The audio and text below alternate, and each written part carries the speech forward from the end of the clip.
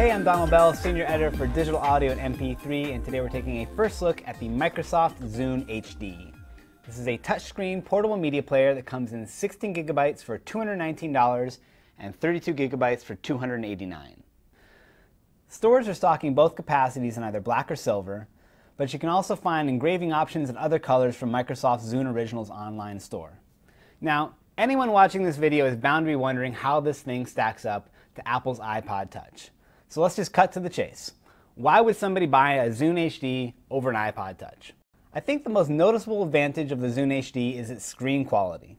Microsoft really stepped things up here by putting a gorgeous 3.3-inch widescreen formatted OLED screen that knocks the snot out of the touch.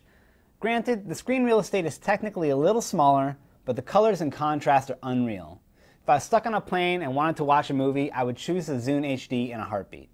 Plus, Microsoft is now offering low-cost movie rentals for the Zune HD.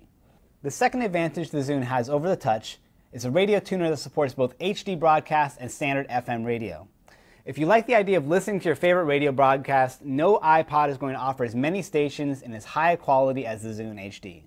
Plus, if you hear a song you like, you have the option to tag the song and download it later, which is pretty cool. The last feature the Zune HD can really brag about is subscription music integration. If you buy a Zune and really love hearing new music, you can sign up for a Zune Pass subscription that allows you to download and sync all the music you want for $15 a month. Included in the plan are 10 free MP3 purchases a month, which are yours to keep even if you cancel the subscription. Plus, you get unlimited song and album streams from any computer when you log on to Zune.net.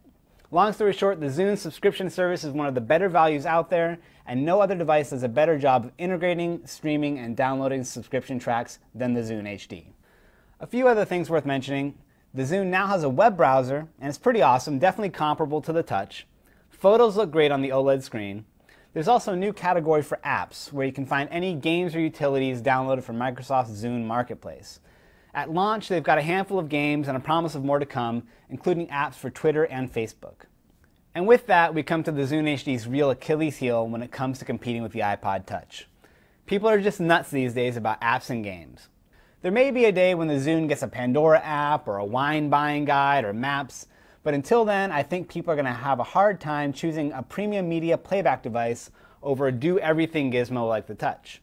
It also doesn't help that the Zune can only be used with its own Zune software, which is a PC-only program. That said, if you're a big music fan looking for one of the richest music playback and discovery experiences you can get on a portable device, the Zune HD is it. And there's one more thing. Everything you see on the Zune can be output to your HD TV. For another $90, you can get an AV dock with HDMI out and both analog and digital audio outputs. Plug in your Zune and all of your music and videos can be thrown onto the big screen, controlled by an included remote. It's pretty cool, and yet another thing you just can't do with any iPod.